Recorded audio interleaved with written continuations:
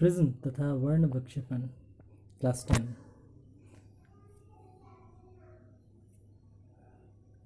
एक दूसरे पर आनत कम से कम दो समतल तलों से घिरा हुआ स्वच्छ समांग पारदर्शी वर्तन करने योग्य माध्यम को प्रिज्म कहते हैं। ये प्रिज्म का एक चित्र है। इसमें दो अलग अलग दिशाओं से आनत तल हैं, समतल तल, जो एक कोण पर मिल रहे हैं। ये साइड व्यू है और ये टॉप व्यू है, ऊपर से देखा जा रहा है। इस कोण को कहते हैं प्रिज्म का कोण। ये एक सतह और ये दूसरी सतह, ये दोनों ए कोण पर आनत है। विचलन कोण मतलब प्रकाश की किरण कितना डिग्री मुड़ेगी प्रिज्म से आर पार जाने के बाद। ये एक प्रिज्म का टॉप व्यू, मतलब ऊपर से देखने में ऐसा दिखेगा। यह आपतित किरण पॉइंट P से Q तक अभिलंब ON। अगर प्रिज्म नहीं होता तो प्रकाश इस दिशा में सीधी निकल जाती। प्रिज्म में प्रवेश करने के बाद ये कांच है, तो प्रकाश की किरण हल्के माध्यम से घने माध्यम में प्रवेश करने से अभिलंब की तरफ मुड़ जाती है, जैसा इस डायग्राम में अभी दिखा। फिर से अभिलंब। अब की बार जब प्रकाश की किरण बाहर निकलना चाहती है तो प्रकाश की किरण अभिलंब से दूर मुड़ेगी। इस प्रकार पॉइंट R से पॉइंट S लग रहा है मानो पॉइंट T से किरण निकली है। तो हम लोग कह सकते हैं कि विचलन कोण जो है, पहले ये कोण देख लेते हैं। ये है प्रिज्म का कोण जो है एंगल A। ये आपतन कोण I1, ये पहला वर्तन कोण जो है R1, ये दूसरे साइड में आपतन कोण इस तरफ से R2 और निर्गत कोण I2। अभी जो कोण बना वो विचलन कोण होगा। मतलब अगर कांच नहीं होता तो प्रकाश की किरण किधर जाती और कांच है तो किधर जाती है, दोनों के बीच का जो कोण है उसे डेल्टा से प्रदर्शित किया गया। इसे डेल्टा बोलते हैं, छोटा हाथ का डेल्टा है। बड़ा हाथ का डेल्टा को ट्रायंगल से प्रदर्शित करते हैं।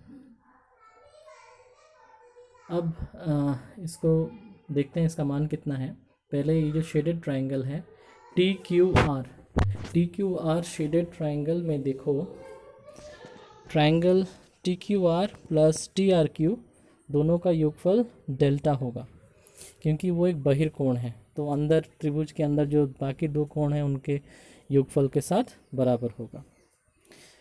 तो हम लोग कह सकते हैं कि जो पहला कोण है बाईं तरफ वाला TQR वो है I1 माइनस R1। उसी तरह से दूसरी तरफ जो कोण है दाहिने तरफ वाला वो है TRQ, वो है I2 माइनस R2। दोनों को जोड़ करके डेल्टा होना चाहिए। सरल करें तो इस तरह से I1 plus I2 minus R1 plus R2। अभी जो चतुर्भुज बना AQOR, इस चतुर्भुज को ध्यान से देखो। इसमें जो सबसे ऊपर एंगल है A और सबसे नीचे जो है O, और दोनों साइड में दोनों हैं QO और R, मतलब AQO और ARO। इन चारों को जोड़कर 360 डिग्री होना चाहिए। तो इसका मतलब है A प्लस O और 90 डिग्री दोनों तरफ है, क्योंकि वो अभिलंब है इसीलिए दोनों कोण 90 डिग्री के होंगे। तो AO 90 डिग्री सबको जोड़ के 360, मतलब A और O जोड़ के 180 डिग्री होना चाहिए। अब जो सबसे नीचे वाला त्रिभुज जो अभी बना जिसमें R1 और R2 है, उसमें देखो O प्लस R1 और R2 इनको जोड़ के 180 डिग्री। तो इसके जस्ट ऊपर वाला समीकरण और इस समीकरण को तुलना करो, दोनों में 180 डिग्री है, दोनों में O है, तो फिर ज़रूर A R1 प्लस R2 के बराबर होगा। तो हम लोग इसे पुटअप कर देंगे डेल्टा के इक्वेशन में। तो हमारा डेल्टा का इक्वेशन आया I1 प्लस I2 माइनस ए। तो विचलन कोण का मान आया I1 प्लस I2 माइनस ए। ये बहुत इंपॉर्टेंट क्वेश्चन है जो माध्यमिक में भी पूछा जाता है। इसके बाद वर्ण विक्षेपण। वर्ण विक्षेपण का मतलब है कि जब सफ़ेद प्रकाशीय किरण किसी प्रिज्म से गुजरेगी तो वो अपने अवयवी 7 रंगों में बढ़ जाएगी। इस घटना को वर्ण विक्षेपण कहेंगे। अवयवी कहने का मतलब ये है कि सफ़ेद रंग जो है वो वास्तव में एक अकेला रंग नहीं है, वो 7 रंगों का मिश्रण है। सूर्य का प्रकाश भी सफ़ेद होता है, जिसे इंद्रधनुष में हम लोग 7 अलग अलग रंगों से देख सकते हैं। वो भी एक वर्ण विक्षेपण है, वो प्राकृतिक है और अभी हम लोग यहाँ पर कृत्रिम रूप से लेबोरेटरी में जो किया जाता है उसे देखेंगे। सबसे पहले प्रिज्म का टॉप व्यू। ये प्रकाश की किरण, मान लो कि लाल प्रकाश की किरण पड़ी तो वो अभिलंब, उसके बाद पहले एक बार मुड़ेगी अभिलंब की तरफ, फिर से वो मुड़ेगी उसी दिशा में ही। लेकिन जब हम लोग एक दूसरा रंग का किरण लेते हैं, मान लो वायलेट लेते हैं, बैंगनी लेते हैं, तो बैंगनी भी मुड़ेगी लेकिन ज़्यादा मुड़ेगी। कहने का मतलब है कि अलग अलग रंग के प्रकाश अलग अलग परिमाण में मुड़ते हैं। इसीलिए प्रिज्म में दोनों बार एक ही दिशा में, अगर ये क्लॉकवाइज घूम रहा है एक बार तो फिर से निकलते टाइम भी क्लॉकवाइज ही घूमेगा, इसीलिए वो अंत में सेपरेट हो जाते हैं। लेकिन नॉर्मल पैरेलल ग्लास स्लैब में एक बार वो सेपरेट होते हैं और बाहर निकलते टाइम जुड़ जाते हैं, इसीलिए उसमें ऐसा देखने को नहीं मिलता। लेकिन प्रिज्म में ऐसा होता है कि दोनों अगर अलग अलग रंग के प्रकाश देंगे तो वो अलग हो जाएगा।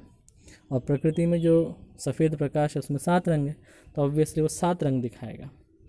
तो दिख रहा है जो वर्तन कोण है रेड के लिए, जिसे हम लोग छोटा r सफिक्स कैपिटल R दे रहे हैं, और दूसरा है RV जो है वायलेट के लिए। इसमें वर्तन कोण रेड के लिए ज़्यादा है, वायलेट के लिए कम। लेकिन अगर विचलन कोण देखेंगे तो ज़्यादा विचलित हुआ है बैंगनी कलर, इसीलिए बैंगनी कलर का विचलन कोण ज़्यादा है, रेड कलर का विचलन कोण कम है। इसके बाद हम लोग देखते हैं कि अगर हम 7 रंग एक साथ देंगे तो किस तरह से बनेगा। सनलाइट या बल्ब का लाइट अगर आएगा तो 7 रंग अलग अलग परिमाण में मुड़ेंगे। दिख रहा है सबसे कम मुड़ेगा, सबसे कम विचलित होगा रेड, सबसे ज़्यादा विचलित होगा वायलेट। तो हम लोग नीचे से अगर ऊपर की तरफ जाएं तो फिर होगा violet, indigo, blue, green, yellow, orange, red. इसे शॉर्ट में हम लोग विबजियोर कहते हैं, VIBGYOR। और ये जो पट्टी तैयार हुई 7 रंगों की, इसे वर्णपट कहते हैं। वर्णपट 2 तरह का होता है, एक शुद्ध अशुद्ध। यहाँ शुद्ध है जो लेबोरेटरी में तैयार हो रहा है, अशुद्ध है जो प्रकृति में हमें इंद्रधनुष के रूप में मिल रहा है। ये एक डिस्क्रिप्शन है, एक डायग्राम है। एक्चुअल में 100% ऐसा नहीं दिखता है, ये एक रिप्रेजेंटेशन है कि किस तरह से प्रकाश की किरण जो है वो 7 रंगों में बढ़ जाएगी। ये भी एक अशुद्ध वर्णपट ही है, मतलब 7 रंग मिश्रित हैं। सफ़ेद प्रकाश की किरण आई और जो अवयवी 7 रंग हैं वो बढ़ गए। तो आज हम लोगों ने पढ़ा प्रिज्म के बारे में कि प्रिज्म का विचलन कोण कितना होता है और प्रिज्म से किस तरह से अलग अलग रंग बढ़ जाते हैं, जिसे वर्ण विक्षेपण कहते हैं। इससे पहले हम लोग गोलीय दर्पण भी पढ़ चुके हैं और प्रकाश का वर्तन भी पढ़ चुके हैं।